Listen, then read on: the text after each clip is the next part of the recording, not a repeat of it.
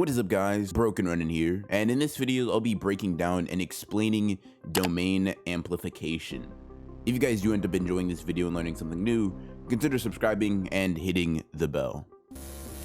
Ryoik Tenen, or domain amplification, is a technique that falls under the barrier classification of techniques like domain expansions, simple domains, and curtains. Domain amplification functions very similarly to a domain expansion in concept, as its main purpose is to neutralize the technique of anyone that it comes into contact with. Conceptually, it also seems to share some of the negating properties that simple domains have.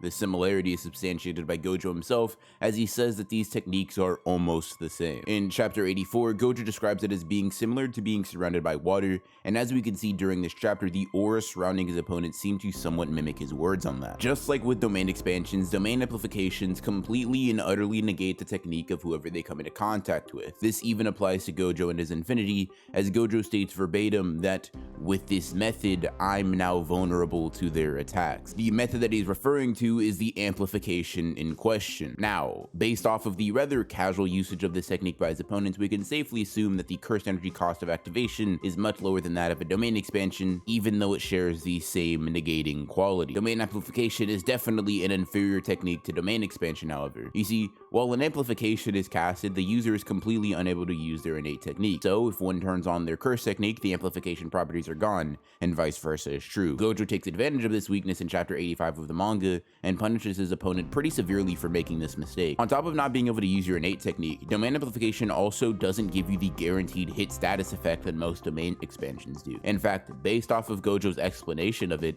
it's very possible that it even makes hitting your opponent slightly more difficult to do than normal. However, it is kind of contentious as to whether he is saying it's harder to land hit than you normally would, or if he is saying it is harder to hit an opponent while using domain amplification versus a full domain expansion.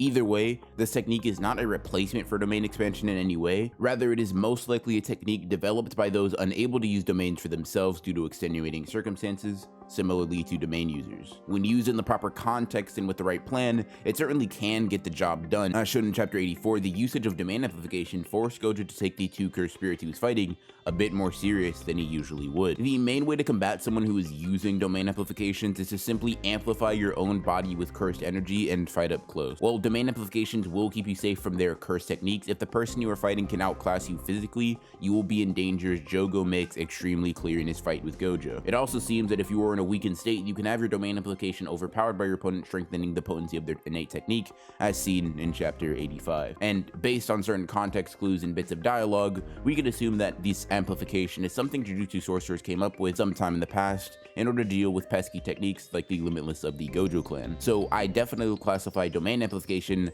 as a similar but different offshoot of the concept of simple domain. They are both techniques that can be used as some sort of substitute for complete domain expansions, yet have their own drawbacks or limitations that keep them from being classified as the pinnacle of sorcery like a true domain. If you want to watch videos going over the many differences between these techniques, I have videos explaining simple domains and domain expansions in depth right here for you to watch.